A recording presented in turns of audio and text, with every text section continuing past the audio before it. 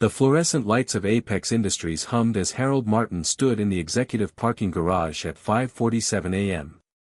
His breath formed clouds in the cold October air, and his fingers trembled, not from the chill, but from what he was about to do. He'd built this company from nothing. 15 years of sacrifice had transformed a garage startup into a tech empire worth billions.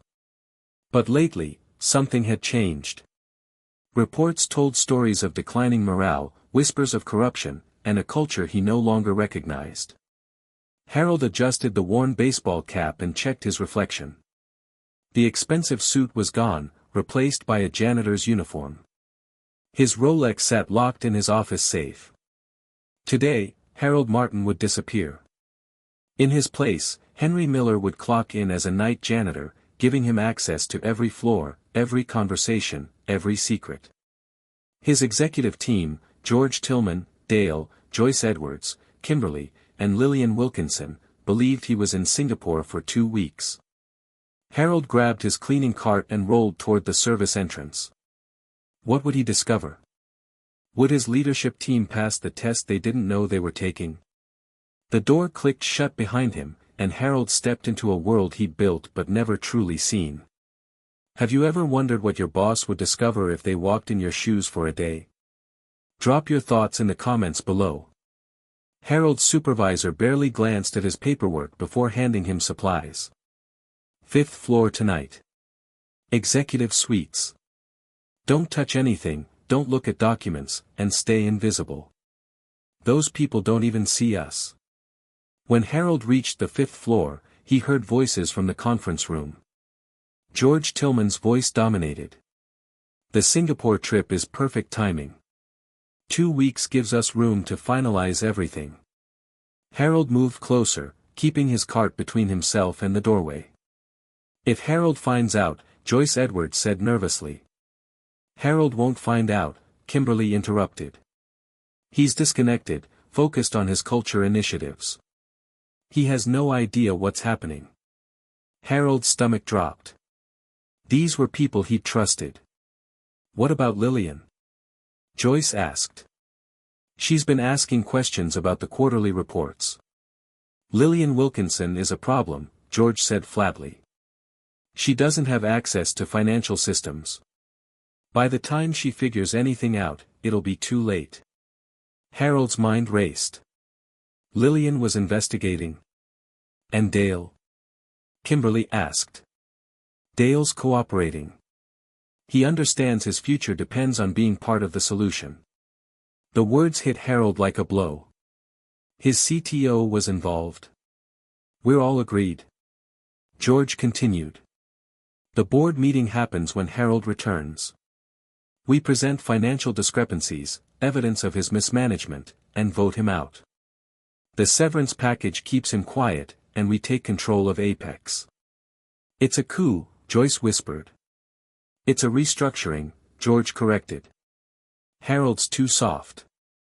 Under our leadership, Apex will reach its full potential.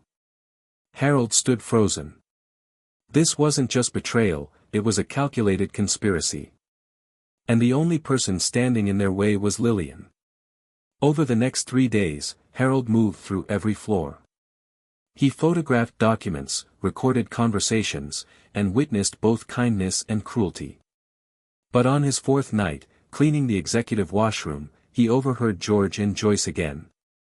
The transfer needs to happen before the audit, Joyce said urgently. Dale's already modified the financial database, George assured her.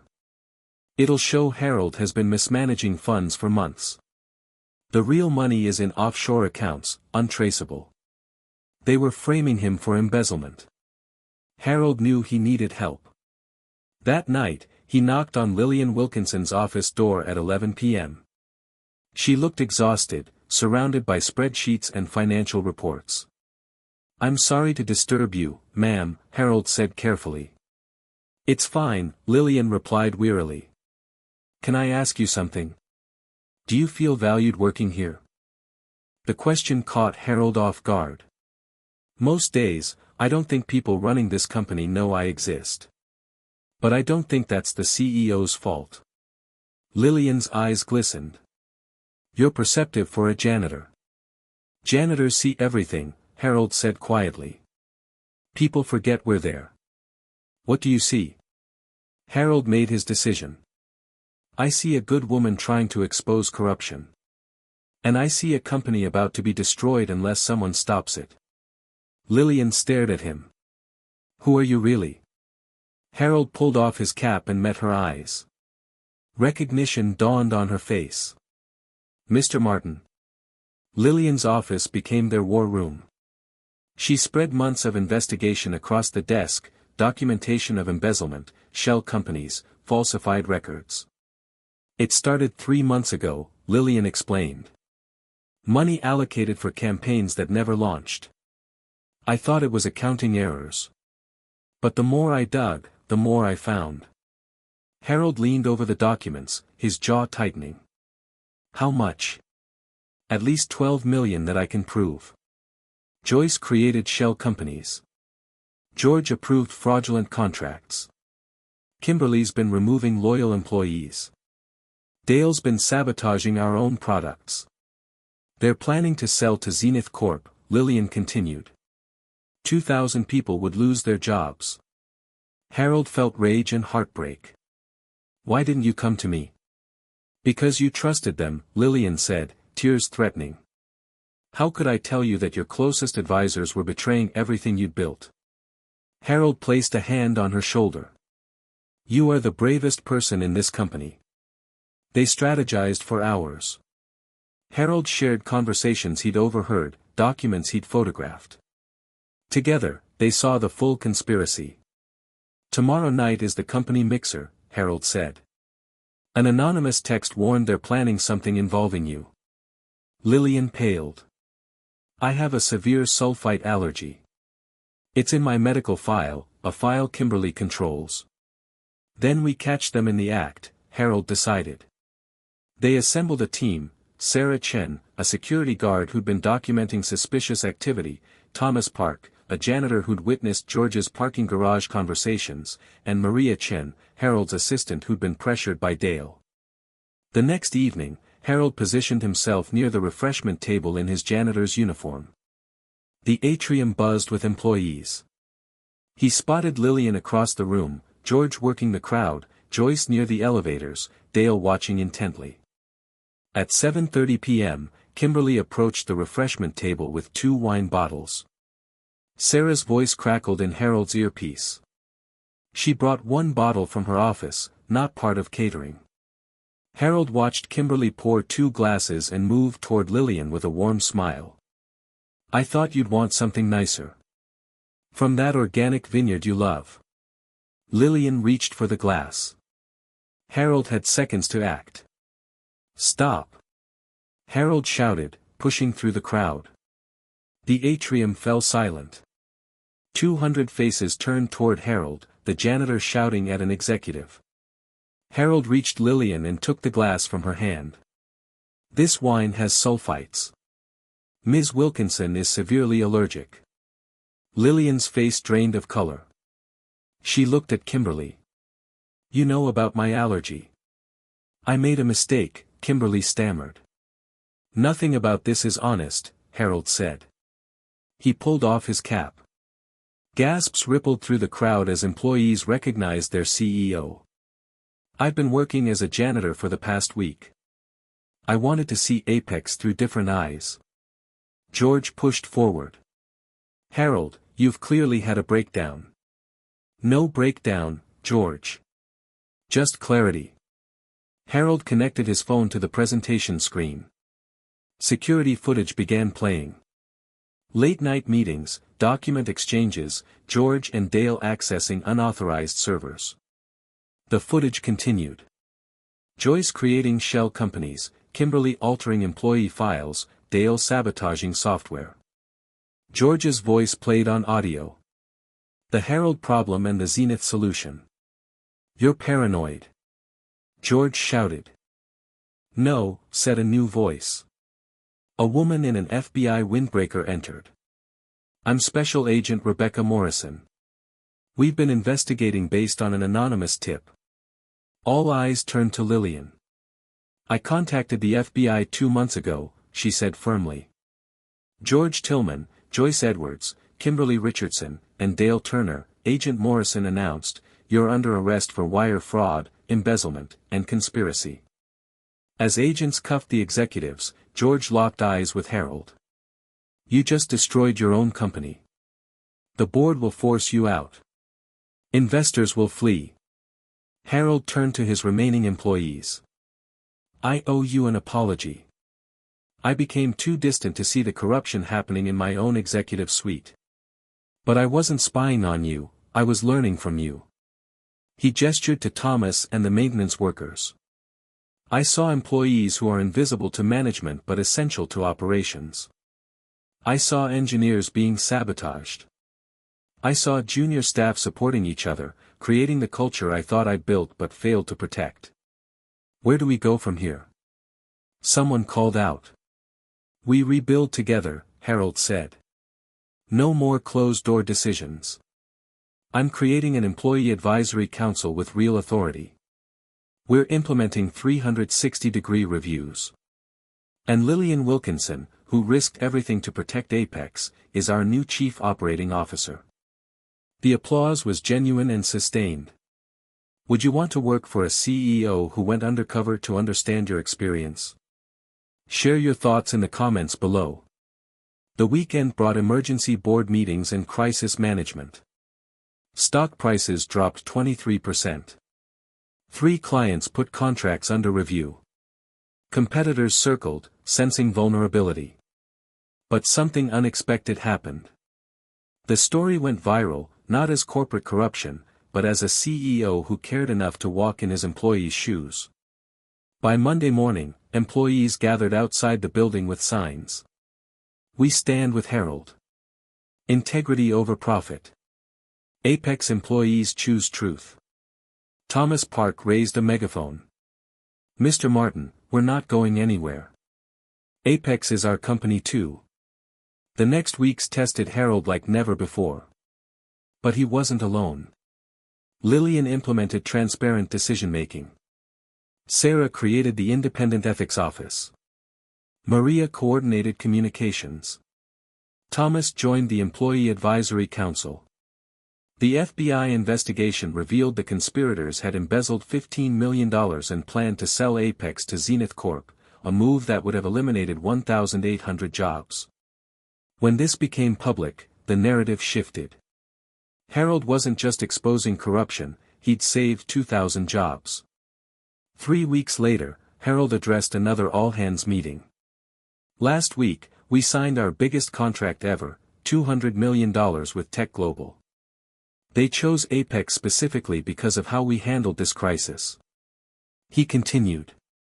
3 clients renewed with expanded terms. Employee retention is 97%, highest in our industry. And we've received 500 applications from people who want to work here because of our culture. Jennifer, a programmer Harold had met undercover, stood up. "Before this, I was planning to quit. Dale's sabotage made my job impossible.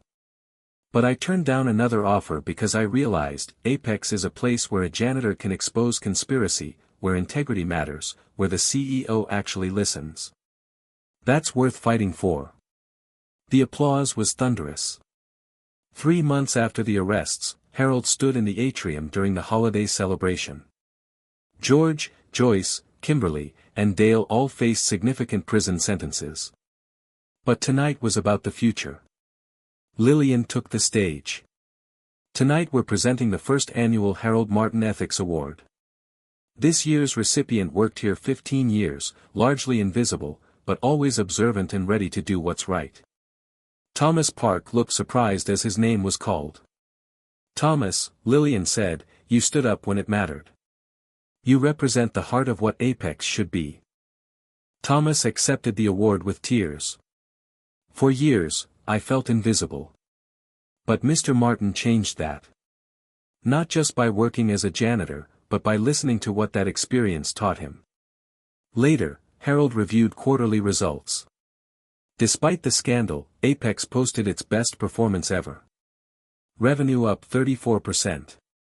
Employee satisfaction up 58%. Turnover down to 3%. An email arrived from George in detention. Harold, I was wrong. Not about feeling undervalued, that was real. But wrong about how I responded. I let resentment poison everything. You won because you actually believe in integrity and values. I thought that made you naive. I was wrong about that too. Harold typed a brief response wishing George peace and redemption. The next morning, driving to work, Harold reflected on the journey. The crisis could have destroyed Apex. Instead, it forced transformation that should have happened years ago. He thought about the difference between himself and George. It wasn't talent or intelligence, it was values. Harold believed success meant creating value for everyone. George believed it meant accumulating power for himself. At Apex, Harold now ate lunch in the cafeteria with different employees each week. He attended department meetings to learn and listen. He knew the names of security guards, janitors, administrative assistants, people he'd walked past for years without seeing. He'd made mistakes. Been too trusting of the wrong people, not attentive enough to the right ones. Let the executive suite become an ivory tower. But he'd learned. He'd changed. And with employees who chose integrity over convenience, Apex had become what it always should have been. Not perfect. Perfection was impossible. But honest. Transparent. A company where people mattered more than profits, where speaking truth was encouraged, where janitors and CEOs alike were seen, valued, and respected. Harold's phone buzzed. A text from Lillian. Get some sleep. We have work to do tomorrow. Harold smiled. Yes, they did. Because building a great company wasn't a destination, it was a journey requiring constant attention, humility, and willingness to see through other people's eyes. Even if that meant wearing a janitor's uniform. The test hadn't ended the night of arrests. It continued every day. And Harold was determined to keep passing, not for recognition, but because leadership was a responsibility meant to be honored. Thomas's words echoed. He didn't just see us, he made sure we'd never be invisible again. That was the real measure of success. Not stock prices or revenue. But whether people felt seen, valued, and respected. Everything else was just details. If you could redesign your workplace, what's the one thing you'd change to make everyone feel valued? Share your boldest idea in the comments below. Thank you so much for watching this story. If you enjoyed it, please hit that like button, leave a comment with your thoughts, and don't forget to subscribe to our channel. We have so many more inspiring stories coming your way. See you in the next video.